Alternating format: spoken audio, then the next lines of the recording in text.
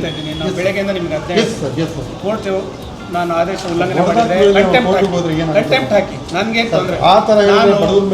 ದಿನಕ್ಕೆ 30 ಕೇಸ್ ಕಾನೂನು ಅಂದ್ರೆ ಅಹಂ ಅವ್ರಿಗೆ ನೀವು ಕಂಟೆಂಪ್ಟ್ ಹೋಗಿ ನಾನು ಮಾಡ್ತೀನಿ, ತೆರವುಗೊಳಿಸ್ತೀನಿ.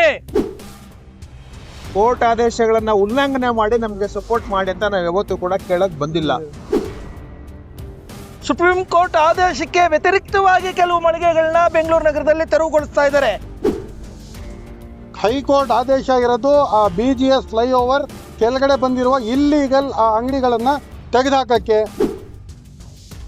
ನಾವು ಕೋರ್ಟ್ ಆದೇಶಕ್ಕೆ ಅಡ್ಡಿಪಡಿಸಲ್ಲ. ನಾವು ಕಾನೂನು ಕೋಶದ ಅಭಿಪ್ರಾಯ ಪಡೆದು ಕೆಲಸ ಮಾಡಿ ಮಾನ್ಯ ಆಯುಕ್ತರೇ.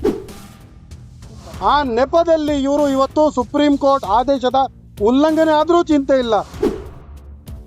ಕಂಟೆಂಪ್ಟ್ ಹೋಗಿ ನಾನು ತೆರವುಗೊಳಿಸ್ತೀನಿ ಅಂದ್ರೆ ಮದ ಅಲ್ವಾ? ಇದು ಅಧಿಕಾರದ ಮದ ಅಲ್ವಾ?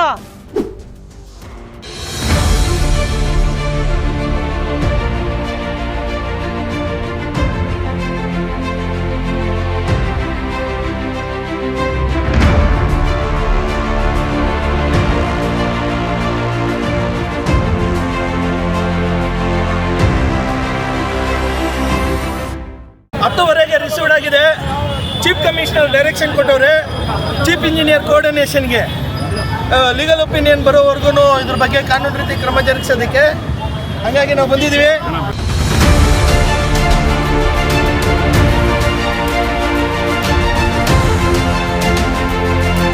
ಹೇಳ್ತಾ ಇದ್ದೀನಿ, ನಾವು ಬೆಳಗ್ಗೆಯಿಂದ ನಿಮ್ಗೆ ಕೋರ್ಟ್ ನಾನು ಆದೇಶ ಉಲ್ಲಂಘನೆ ಮಾಡಿದ್ರೆ ಕಂಟೆಂಪ್ಟ್ ಹಾಕಿ ನನಗೆ ತೊಂದರೆ. ದಿನಕ್ಕೆ 30 ಕೇಸ್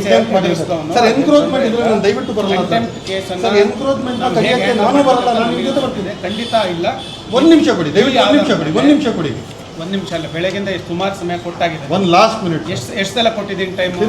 ಮತ್ತೆ ಅದೇ ವಿಷಯನ ನನಗೆ ಅದೇ ವಿಷಯನ ಮತ್ತೆ ಒಂದು ನಿಮಿಷ. ಬೆಂಗಳೂರು ನಗರದಲ್ಲಿ ಏನು ಫುಟ್ಪಾತ್ ಒತ್ತುವರಿ ತೆರವುಗೊಳಿಸಬೇಕು ಅಂತೇಳಿ ಸುಪ್ರೀಂ ಕೋರ್ಟ್ ಆದೇಶ ಏನಿದೆ, ಆ ಸುಪ್ರೀಂ ಕೋರ್ಟ್ ಆದೇಶವನ್ನು ನೆಪವಾಗಿಟ್ಟುಕೊಂಡು ಸುಪ್ರೀಂ ಕೋರ್ಟ್ ಆದೇಶ ಅನ್ವಯವಾಗದ ಕೆಲವು ಮಳಿಗೆದಾರರ ವಿರುದ್ಧ ಈ ಅಧಿಕಾರಿಗಳು ಕಾನೂನನ್ನು ದುರುಪಯೋಗ ಮಾಡಿಕೊಂಡು ಸುಪ್ರೀಂ ಕೋರ್ಟ್ ಆದೇಶಕ್ಕೆ ವ್ಯತಿರಿಕ್ತವಾಗಿ ಕೆಲವು ಮಳಿಗೆಗಳನ್ನ ಬೆಂಗಳೂರು ನಗರದಲ್ಲಿ ತೆರವುಗೊಳಿಸ್ತಾ ಇದ್ದಾರೆ. ಈ ಸರ್ಕಾರ ಬೆಂಗಳೂರು ನಗರ ಉಸ್ತುವಾರಿ ಸಚಿವರು ಕೃಷ್ಣ ಬೈರೇಗೌಡರು ಏನಿದ್ದಾರೆ, ವಿದ್ಯಾವಂತರಿದ್ದಾರೆ, ಬುದ್ಧಿವಂತರಿದ್ದಾರೆ, ಪ್ರಜ್ಞಾವಂತರಿದ್ದಾರೆ. ಅವರು ಅನ್ನ ತಿಂತಾರೆ, ನಾವು ಅನ್ನ ತಿಂತೀವಿ, ಯಾರು ಹೇಳ್ತಿನ್ನಲ್ಲ. ಅವ್ರಿಗೆ ಕಾನೂನು ಮತ್ತು ಚೌಕಟ್ಟಿನ ವ್ಯಾಪ್ತಿಯಲ್ಲಿ ಅವ್ರಿಗೂ ಅರಿವಿದೆ, ನಮಗೂ ಅರಿವಿದೆ. ನಾವು ಒಂದು ಸಂಘ ಸಂಸ್ಥೆ ಒಂದು ಚಳವಳಿ ಬಂದು ಇವತ್ತು ನಾವು ಮಾತಾಡ್ತಿದ್ದೀವಿ ಅಂತ ಹೇಳಿದಾಗ ನಾವು Baba Saheb doctor B R Ambedkar ವಾರಿಸಿದಾರು. ಕಾನೂನು ಏನಿದೆ ಅಂತೇಳಿ ನಮ್ಗೆ ಗೊತ್ತು. ಕಾನೂನು ಅಡಿಯಲ್ಲಿ ಏನು ಮಾತಾಡಬೇಕು, ಏನು ಮಾತಾಡಬಾರ್ದು, ಯಾವ ವಿಚಾರಕ್ಕೆ ಭಾಗವಹಿಸಬೇಕು, ಯಾವ ವಿಚಾರಕ್ಕೆ ಭಾಗವಹಿಸಬಾರ್ದು ಅನ್ನೋ ತಿಳುವಳಿಕೆ ನಮ್ಮಲ್ಲಿದೆ. ನಾವಿವತ್ತು ಮನವರಿಕೆ ಮಾಡೋಕ್ಕೆ ಬಂದಿರೋದಷ್ಟೇ ಮಾನ್ಯ ಆಯುಕ್ತರಿಗೆ. ಕೋರ್ಟ್ ಆದೇಶ ಇರೋದು ಈ ರೀತಿ, ನೀವು ಕೆಲಸ ಮಾಡ್ತಾ ಇರೋದು ಈ ರೀತಿ, ಕೋರ್ಟ್ ಆದೇಶನ ಸರಿಯಾಗಿ ಅರ್ಥೈಸ್ಕೊಳ್ಳಲಿಲ್ಲ. ನಾವು ಕೋರ್ಟ್ ಆದೇಶಕ್ಕೆ ಅಡ್ಡಿಪಡಿಸಲ್ಲ. ನಾವು ಕಾನೂನು ಕೋಶದ ಅಭಿಪ್ರಾಯ ಪಡೆದು ಕೆಲಸ ಮಾಡಿ ಮಾನ್ಯ ಆಯುಕ್ತರೇ ಅಂತ ಹೇಳಿದಾಗ ಈ ಮಹಾನ್ ಒಬ್ಬ IAS ಅಧಿಕಾರಿ ಜಗದೀಶು ಆತ ಏನು ಹೇಳ್ತಾನೆ ಅಂದರೆ, ಅವ್ರ ಬಗ್ಗೆ ನಾನು ಪರ್ಸ್ನಲಿ ಮಾತಾಡಬೇಕಾಗುತ್ತೆ ವೈಯಕ್ತಿಕವಾಗಿ.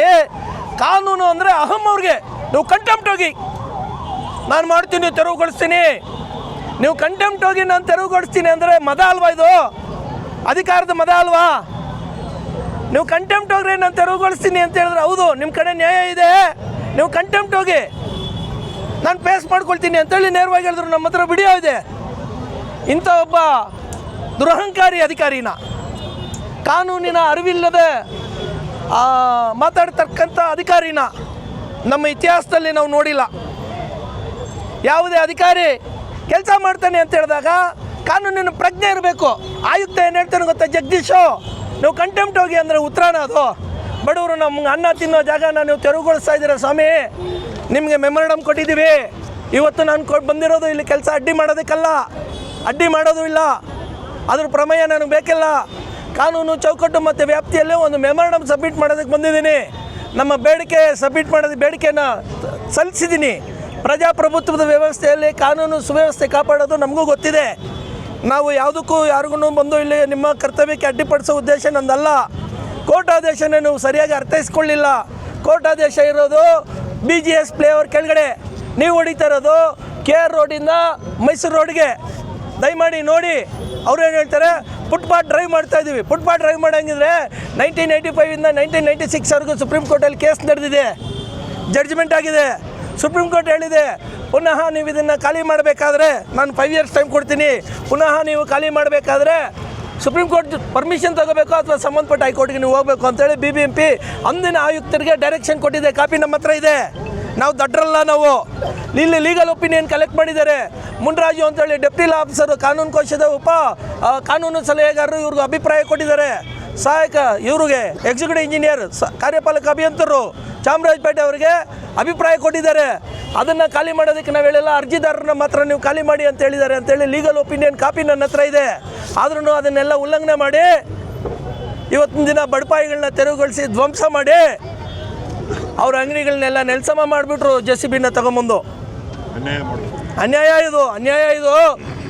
ನಿಜವಾಗ್ಲೂ ಬಡವ್ರ ಪರವಾಗಿ, ಹಿಂದುಳಿವ್ರ ಪರವಾಗಿ, ಅಲ್ಪಸಂಖ್ಯಾತರ ಪರವಾಗಿ ಕಾನೂನನ್ನ ನೋಡೋಷ್ಟು ಕೂಡ ಕಂಡಿಲ್ಲದ ಕುರುಡು ಸರ್ಕಾರ ಇದು ಅಂತೇಳಿ ನಾನು ಇವತ್ತಿನ ದಿನ ಭಾವಿಸ್ತಾ ಇದ್ದೀನಿ. ಸರ್ಕಾರ ಅಲ್ಲ, ಕಾನೂನು ಉಲ್ಲಂಘನೆ, ಕಾನೂನು ಸುಪ್ರೀಂ ಕೋರ್ಟ್ ಆದೇಶದ ಅಡಿಯಲ್ಲಿ ಕಾನೂನು ಕ್ರಮ ಜರುಗಿಸಲಿ. ಆದರೆ ಫುಟ್ಪಾತ್ ಡ್ರೈವ್ ಮಾಡೋದಕ್ಕೂ 1985ಇಂದ 1996ಅಲ್ಲಿ ಸುಪ್ರೀಂ ಕೋರ್ಟಲ್ಲಿ ಕೇಸ್ ನಡೆದಿರೋ ಈ ಮಳಿಗೆಗಳಿಗೂ ಏನು ಸಂಬಂಧ? ಫುಟ್ಪಾತ್ ಡ್ರೈವ್ಗೆ ತಗೊಂಬಂದು ಸರ್ವೆ ಮಾಡಿದಾರಾ? ಎಲ್ಲಿಂದ ಎಲ್ಲಿಗೆ ಫುಟ್ಪಾತ್ ಒತ್ತುವರಿ ಆಗಿದೆ ಅಂತೇಳಿ ಇವ್ರ ಹತ್ರ ಮಾಹಿತಿ ಇದೆಯಾ? ಎಷ್ಟು ಮಳಿಗೆಗಳಿದೆ ಅಂತೇಳಿ ಮಾಹಿತಿ ಇದೆಯಾ? ಎಷ್ಟು ಫುಟ್ಪಾತ್ ಒತ್ತುವರಿದಾರರು ಅಂತೇಳಿ ಮಾಹಿತಿ ಇದೆಯಾ? ಎಷ್ಟು ಫುಟ್ಪಾತ್ ಒತ್ತುವರಿದಾರರು ಕಾನೂನು ಉಲ್ಲಂಘನೆ ಮಾಡಿದ್ದಾರೆ? ಇವತ್ತು ನಾವು ಯಾರ್ಯಾರನ್ನ ಖಾಲಿ ಮಾಡಬೇಕು ಅಂತೇಳಿ ಇವ್ರ ಹತ್ರ ಆ್ಯಕ್ಷನ್ ಪ್ಲಾನ್ ಇದೆಯಾ? Action plan? ಇದು ಸಿಸ್ಟಮ್. ಇಂಥ ದೌರ್ಜನ್ಯಕೋರರಿಗೆ ಬಡವರ ಹೊಟ್ಟೆ ಹಸುವಿನ ಶಾಪ ತಟ್ಟದೇ ಬಿಡಲ್ಲ, ಯಾರಿಗೂ ಒಳ್ಳೇದಾಗಲ್ಲ. ನಿಜವಾಗ್ಲೂ ನಮಗೇ ಒಂಥರ ಅಸಹಾಯಕರಾಗಿದ್ದೀವಿ, ಹೋರಾಟಗಾರರು ನಾವು ಅಸಹಾಯಕರಾಗಿದ್ದೀವಿ, ಕೈಲಾದವರಾಗಿದ್ದೀವಿ. ನಿಜವಾಗ್ಲೂ ಹೇಳ್ಬೇಕಂದ್ರೆ ಕಾಂಗ್ರೆಸ್ ಸರ್ಕಾರಕ್ಕೆ ಮತ ಕೊಟ್ಟು ಷಂಡರಾಗಿದ್ದೀವಿ ಅಂತ ಹೇಳಿದ್ರೂ ತಪ್ಪಾಗಲ್ಲ ನಾವು. ಯಾಕಂದರೆ ಇವರು ಕಾನೂನು ಪಾಲನೆಯಲ್ಲಿ ಕಾಂಗ್ರೆಸ್ ಸರ್ಕಾರ ತನ್ನ ಅಧಿಕಾರ ದುರುಪಯೋಗ ಮಾಡ್ಕೊಳ್ತಾ ಇದೆ. ಕಾಂಗ್ರೆಸ್ ಸರ್ಕಾರ ಇವತ್ತು ಜಿಲ್ಲಾ ಉಸ್ತುವಾರಿ ಇಷ್ಟು ದಿನ ಸುಪ್ರೀಂ ಕೋರ್ಟ್ ಆದೇಶ ಒತ್ತುವರಿ ತೆರವುಗೊಳಿಸೋದಕ್ಕೆ ಯಾವಾಗ ಆಗಿರೋದು, ಜಾರಿಯಾಗಿರೋದು ಯಾವಾಗ? ಇವತ್ತು ಇವರು ಸುಪ್ರೀಂ ಕೋರ್ಟ್ ಆದೇಶ ಪಾಲನೆ ಮಾಡ್ತಾ ಇರೋದು ಅವರು. ಇಷ್ಟು ವರ್ಷ ಏನು ಮಾಡ್ತಾಯಿದ್ರು? ಕೃಷ್ಣ ಬೈರೇಗೌಡರು ಬಂದಿದ್ದ ತಕ್ಷಣ ಇಲ್ಲಿ ಸರ್ಕಾರಕ್ಕೆ ಕಣ್ಣು ಬಂದುಬಿಡ್ತಾ, ಜ್ಞಾನ ಬಂದುಬಿಡ್ತಾ? ಅದಕ್ಕಿಂತ ಮುಂಚೆ ಇರಲಿಲ್ವಾ? ಆಯಿತು, ಕೃಷ್ಣ ಬೈರೇಗೌಡರಿಗೆ ಎಲ್ಲ ಯಾರು ಇಲ್ಲಿ ಒತ್ತುವರಿದಾರರಿದ್ದಾರೆ ಅಂತೇಳಿ ಇವರು ಆರೋಪ ಮಾಡ್ತಾ ಇದ್ದಾರಲ್ಲ, ಒತ್ತುವರಿದಾರರು ಅಲ್ಲದವ್ರನ್ನ ಮುಂದಿನ ಚುನಾವಣೆಯಲ್ಲಿ ಅವ್ರ ಕ್ಷೇತ್ರಕ್ಕೆ ಹೋಗಿ ಸೋಲಿಸೋವಂಥ ಕೆಲಸ ಮಾಡ್ತೀವಿ. ಅವ್ರ ಕ್ಷೇತ್ರದಲ್ಲಿ ಹೋಗಿ ಜನಜಾಗೃತಿ ಮೂಡಿಸೋಂಥ ಕೆಲಸ ಮಾಡ್ತೀವಿ. ಅವ್ರ ಕ್ಷೇತ್ರದಿಂದನೇ ಮನೆ ಕಳಿಸೋಂಥ ಕೆಲಸ ಮಾಡ್ತೀವಿ. ಇವರು ಸರ್ಕಾರ ಜುಜುಬಿ 1.5 ವರ್ಷ ನಾವು ಬದುಕಿರೋವರೆಗೂ, ಇವ್ರ ಸರ್ಕಾರ ಜುಜುಬಿ 1.5 ವರ್ಷ ನಾವು ಬದುಕಿರೋವರೆಗೂ ನಾವು ಅವರ ನೋಡೇ ಬಿಡ್ತೇವೆ. ಇವತ್ತು ಯಾವ್ಯಾವ ಮಳಿಗೆಗಳನ್ನ ಎಲ್ಲಿಂದ ತೆರವುಗೊಳಿಸ್ತಾ ಇದ್ದಾರೆ ಅಲ್ಲಿಂದನೇ ಕಾನೂನು ಚೌಕಟ್ಟು ಮತ್ತು ವ್ಯಾಪ್ತಿಯಲ್ಲಿ ಅಲ್ಲೇ ಕೂತ್ಕೊಳ್ತೀವಿ ನಾವು. ಯಾರ್ಯಾರು ಅಧಿಕಾರ ದುರುಪಯೋಗ ಮಾಡಿದ್ದಾರೆ, ಯಾರ್ಯಾರು ಕಾನೂನು ಉಲ್ಲಂಘನೆ ಮಾಡಿದ್ದಾರೆ, ಅವರು ಪರ್ಸ್ನಲ್ಲಿ ಸರ್ಕಾರದ ವತಿಯಿಂದ ಕಾನೂನಾತ್ಮಕವಾಗಿ ಅವ್ರ ಜೋಬಿಂದ ಅದೇ ಮಳಿಗೆಗಳನ್ನ ಹಾಕ್ಸೋಕೆ ನಾವು ಮಾಡ್ತೀವಿ. ನಾವು ಅದು ನಮ್ಮ ತಾಕತ್ತು. ಸರ್, ಕಮಿಷನರ್ ಹತ್ರ ಹೋಗಿದ್ವಿ, ನಮ್ಮ ಮನವಿಯನ್ನು ಕೊಟ್ವಿ. ಸೆಂಟ್ರಲ್ ಕಮಿಷನರು ಬರೆದುಬಿಟ್ಟು ಅದರ ಲೀಗಲ್ ಒಪಿನಿಯನ್ ತೊಗೊಳ್ಳಿ ಅಂತ ಬರೆದು ಕೊಟ್ಟವ್ರೆ. ಲೀಗಲ್ ಒಪಿನಿಯನು ಇಲ್ಲದೆ ಹೈಕೋರ್ಟ್ ಆದೇಶ ಇರೋದು ಆ BGS ಫ್ಲೈಓವರ್ ಕೆಳಗಡೆ ಬಂದಿರುವ ಇಲ್ಲೀಗಲ್ ಆ ಅಂಗಡಿಗಳನ್ನು ತೆಗೆದುಹಾಕೋಕ್ಕೆ. ಆ ನೆಪದಲ್ಲಿ ಇವರು ಇವತ್ತು ಸುಪ್ರೀಂ ಕೋರ್ಟ್ ಆದೇಶದ ಉಲ್ಲಂಘನೆ ಆದರೂ ಚಿಂತೆ ಇಲ್ಲ, ಬಹಿರಂಗವಾಗಿ ಕಮಿಷನರ್ ನಿಂತ್ಕೊಂಡು ಹೇಳ್ತಾರೆ, ನೀವು ಅಕಸ್ಮಾತ್ ನಮ್ಮ ಮೇಲೆ ಏನಾದ್ರು ಕಂಟೆಂಪ್ಟ್ ಹಾಕೋಂಗಿದ್ರೆ ಹಾಕ್ಕೊಳ್ರಿ, ಹೌದು ಇದು ಕೋರ್ಟ್ ಆರ್ಡರ್ ಇದೆ ನನಗೆ ಗೊತ್ತು, ಆದರೆ ನಾನು ಮಾಡ್ತಿದ್ದೀನಿ, ನಾನು ಕಂಟೆಂಪ್ಟ್ ಹಾಕ್ಕೊಳ್ಳಿ ನನ್ನ ಮೇಲೆ ಅಂತ ಓಪನ್ ಆಗಿ, ಕೋರ್ಟ್ ಆರ್ಡರ್ ಇದ್ರೂ ಒಂದು ಕಡೆ ನಾನು ಇದು ಮಾಡ್ತೀನಿ ನೀವು ನನ್ನ ಮೇಲೆ ಕೇಸ್ ಹಾಕಿ ಅಂತ ಒಂದು ಉನ್ನತ ಸ್ಥಾನದಲ್ಲಿ ಒಂದು ಅಧಿಕಾರಿಯಾಗಿ ಕೂತ್ಕೊಂಡು ಕ್ರಿಮಿನಲ್ ಮಾತುಗಳನ್ನು ಆಡ್ತಿದ್ರೆ ಇವಾಗ ಯಾರ ಕೈ ಜೋಡಿಸ್ಬೇಕು, ಯಾರ ಹತ್ರ ನಾವು ಮಾತಾಡಬೇಕು ಅನ್ನೋದೇ ಅರ್ಥ ಆಗ್ತಿಲ್ಲ. ಇದು ಸರಾಸರಿ ಗುಂಡಾರಾಜ್ ನಡೀತಾ ಇದೆ. ನಾವು ಈ BJPನವ್ರು ಭಯ ಇಕ್ಕಿಸಿದ್ರು, ಯೋಗಿ ಆದಿತ್ಯನಾಥ್ ಥರ ಬುಲ್ಡೋಸರ್ ಸರ್ಕಾರ ಬಂದ್ಬಿಡುತ್ತೆ, ಆ ಥರ ಈ ಥರ ಅಂತ ಕಾಂಗ್ರೆಸ್ ಹೇಳ್ಬಿಟ್ಟು ನಮಗೆ ಇವತ್ತು ಇವರೇ ಬುಲ್ಡೋಸರ್ ಸರ್ಕಾರ ನಡೆಸ್ತವ್ರೆ. ತನಿಸಂದ್ರ ಆಯಿತು, ಆ ಕೋಗಿಲು ಕ್ರಾಸ್ ಆಯಿತು, ಇವಾಗ ಬೆಂಗಳೂರು ನಗರದ ಎಲ್ಲ ಕಡೆ ಬುಲ್ಡೋಸರ್ ಹೊಡೆದುಬಿಟ್ಟು ಎಲ್ಲೋ ಯೋಗಿ ಆದಿತ್ಯನಾಥ್ಗೆ ಕಾಂಪಿಟೇಷನ್ ಮಾಡ್ತಿದೆ ಈ ಸರ್ಕಾರ ಅನ್ಸ್ಬಿಟ್ಟು ನಾನು ಹೇಳ್ತೀನಿ, ಬಡಪಾಯಿಗಳ ಹೊಟ್ಟೆ ಮೇಲೆ ಹೊಡೆದ್ರೆ ಇವರ ಶಾಪ ತಟ್ಟುತ್ತೆ ಕಾಂಗ್ರೆಸ್ಗೆ ಅಂತ ಹೇಳಕ್ಕೆ ಇಷ್ಟಪಡ್ತೀನಿ. ಬಂಧುಗಳೇ, ನನ್ನ ಹೆಸರು BM ಮುನಿಮಾರಪ್ಪ ಅಂತೇಳಿ ಮೂಲ ನಿವಾಸಿ ಅಂಬೇಡ್ಕರ್ ಸಂಘಟನೆಯಿಂದ ಬಂದಿರ್ತೀವಿ. ಇವತ್ತು ನಮ್ಮ ಮಾರ್ಗದರ್ಶಕರು ಹಿರಿಯ ಹೋರಾಟಗಾರರಾಗಿರ್ತಕ್ಕಂಥ CS ರಘು ಅವರ ನೇತೃತ್ವದಲ್ಲಿ ಇವತ್ತು ಬಡವರಿಗೆ ನ್ಯಾಯ ಕೊಡಿಸ್ಬೇಕಂತ ಬಂದಿರತಕ್ಕಂಥದ್ದು. ನಾವು ಯಾವುದೇ ಇದ್ದರೂ ಕೂಡ ಕಾನೂನು ಕಟ್ಟಳೆಗಳು ಮತ್ತು ಏನು ನಮಗಾಗಿರ್ತಕ್ಕಂಥ ಕಾನೂನುಗಳಿದೆ ಇವೆಲ್ಲವನ್ನು ಕೂಡ ಕೋರ್ಟ್ ಆದೇಶಗಳನ್ನು ಮೊದಲನೇದಾಗಿ ರೆಸ್ಪೆಕ್ಟನ್ನು ಮಾಡಿದ್ದೀವಿ. ನಾವು ಅದನ್ನು ಗೌರವಿಸ್ತೀವಿ. ಕೋರ್ಟ್ ಆದೇಶಗಳನ್ನು ಉಲ್ಲಂಘನೆ ಮಾಡಿ ನಮಗೆ ಸಪೋರ್ಟ್ ಮಾಡಿ ಅಂತ ನಾವು ಯಾವತ್ತೂ ಕೂಡ ಕೇಳೋಕ್ಕೆ ಬಂದಿಲ್ಲ. ಆದರೂ ಕೂಡ ಇಲ್ಲಿ ಆರ್ಡ್ರೇ ಒಂದು ಕಡೆಗಿದ್ರೆ, ಹೈಕೋರ್ಟ್ ಆರ್ಡ್ರೇ ಒಂದು ಕಡೆಗಿದ್ರೆ ಖಾಲಿ ಮಾಡಿಸ್ಬೇಕು ಅಂತೇಳಿ ಇವರು ಮಾಡಿಸ್ತಾ ಇರೋದು ಬೇರೆ ಕಡೆ. ಅವೆಲ್ಲವೂ ಕೂಡ ಯಾರೋ ಸಿಲಿಂಡ್ರ್ ಇಟ್ಕೊಂಡು ವ್ಯಾಪಾರ ಮಾಡೋವಂಥದ್ದು ಮತ್ತು ಇಲ್ಲೇನು ಬೀದಿ ಬಾದಿ ರೋಡೆಲ್ಲ ಬ್ಲಾಕ್ ಮಾಡೋವಂಥದ್ದು ಬೀದಿ ಬಾದಿ ಅಂಗಡಿಗಳಲ್ಲ, ಅವು ಇಲ್ಲಿಗಲ್ ಅಲ್ಲ. ಅವರೆಲ್ಲರೂ ಕೂಡ ಸರ್ಕಾರಕ್ಕೆ 1996 ಸರ್ಕಾರಕ್ಕೆ ತೆರಿಗೆ ಕೊಟ್ಟು ಕರೆಕ್ಟಾಗಿ ಲೈಸೆನ್ಸ್ಗಳನ್ನು ಮಾಡಿಸ್ಕೊಂಡಿದ್ದು ನ್ಯಾಯಬದ್ಧವಾಗಿ ವ್ಯಾಪಾರ ಮಾಡ್ತಕ್ಕಂಥ ವ್ಯಾಪಾರಿಗಳು. ಇವರ ಹೊಟ್ಟೆ ಮೇಲೆ ಇವತ್ತು ಹೊಡಿಬೇಕು ಅಂತೇಳಿ ಎಲ್ಲ ಡಾಕ್ಯುಮೆಂಟ್ಸ್ ತೋರಿಸಿದ್ರು ಕೂಡ ಅಧಿಕಾರಿಗಳಿಗೆ ಯಾವುದೇ ರೀತಿ ತಲೆಗೆ ಹಾಕ್ಕೊಳ್ಳದೆ ಕಿವಿಗೆ ಹಾಕ್ಕೊಳ್ಳದೆ ಎಲ್ಲ ಹೊಡೆದು ಡೆಮಾಲಿಷನ್ ಮಾಡ್ತಾ ಇದ್ದಾರೆ. ಈಗ ಅವ್ರು ಹೇಳ್ತಾ ಇದ್ದಾರೆ ಯಾವುದೇ ಆದೇಶಗಳಿದ್ರೂ ಕೂಡ ನಾವು ಇದನ್ನೇನು ಕೂಡ ಇವಾಗ ನೋಡಲ್ಲ, ನೀವು ಬೇಕಾದರೆ ಕೋರ್ಟ್ಗೆ ಹೋಗಿ ನೀವು ನಾವು ಮಾಡೋ ಕೆಲಸ ಕಂಟೆಂಪ್ಟ್ ಹಾಕಿ ಅಂತಾರೆ. ಇದು ಒಂಥರ ಕೇಳೋಕ್ಕೆ ಬೇಜಾರಾಗ್ತಾ ಇದೆ. ನಾವೆಲ್ಲಿದ್ದೀವಿ, ಯಾವ ದೇಶದಲ್ಲಿದ್ದೀವಿ, ಯಾವ ರಾಜ್ಯದಲ್ಲಿದ್ದೀವಿ ಅಂತ ಅನುಮಾನ ಬರೋ ರೀತಿಯಲ್ಲಿ ಇವತ್ತು ಆಗ್ತಾ ಇದೆ. ನ್ಯಾಯಬದ್ಧವಾಗಿ ಎಲ್ಲ ಇವತ್ತು ಎಲ್ಲ ಒಂದು 200 ಅಂಗಡಿ ಇದೆ, 200-300 ಅಂಗಡಿಗಳೈತೆ. ಇವರೆಲ್ಲರೂ ಕೂಡ ಎಲ್ಲರ ಹತ್ರ ಕೂಡ ಲೈಸೆನ್ಸ್ ಇದೆ, ಎಲ್ಲರೂ ಕೂಡ ಸರ್ಕಾರಕ್ಕೆ ಟ್ಯಾಕ್ಸ್ ಕಟ್ಟಿ ಇವರು ಮಳಿಗೆಗಳನ್ನ ಕಟ್ಕೊಂಡಿರ್ತಕ್ಕಂಥ ಇಲ್ಲ ಮೊದಲೇ ಕಟ್ಟಿದ್ದಾರೆ, ತಗೊಂಡಿದ್ದಾರೆ. ಎಲ್ಲ ಕೂಡ ಕರೆಕ್ಟಾಗಿ ಮಾಡ್ತಾ ಇದ್ರು ಕೂಡ ಅವ್ರು ಇವತ್ತು ಅವ್ರ ಹೊಟ್ಟೆಪಾಡು ಅವ್ರ ಜೀವನದ ಮೇಲೆ ಇವತ್ತು ಬರೆ ಎಳ್ದಂಗೆ ಆಗಿದೆ. ಇವರೆಲ್ಲ ಕೆಲಸ ಕಾರ್ಯಗಳಿಲ್ದಿರ, ಬಡ್ಡಿಗಳು ಕಟ್ದಿರ, ಸಾಲಗಳು ಕಟ್ದಿರ, ಮಕ್ಕಳನ್ನ ಓದಿಸ್ದಿರ, ಕ್ರಿಮಿನಲ್ಗಳಾಗ್ದಿರ, ದೇಶ ಹಾಳಾಗ್ದಿರ ಇನ್ನೇನಾಗ್ಬೋದು? ಆಯ್ತು, ಇದಕ್ಕೆ ಪರ್ಯಾಯ ವ್ಯವಸ್ಥೆ ಏನಾದರೂ ಮಾಡಿ ಆದರೂ ನೋಡಿ ಜಾಗದಲ್ಲಿ ಮಾಡ್ಕೊಳ್ಳಿ, ನಿಮ್ಮ ಪಕ್ಕದಲ್ಲಿ ಜಾಗ ಕೊಟ್ಟಿದ್ದೀವಿ ಅಂತ ಮಾಡ್ತಾ ಇದ್ದಾರಾ? ಅದು ಇಲ್ಲ. ಇವೆಲ್ಲ ಕೂಡ ಒಂದೇ ಹೇಳೋಕ್ಕೆ ಇಷ್ಟಪಡ್ತೀನಿ, ಬಡವ್ರಿಗಿನ್ನ ಮೇಲೆ ಉಳಿಗಾಲ ಇಲ್ಲ ಅಂತ ಹೇಳೋದಕ್ಕೆ ಬಯಸ್ತೀನಿ.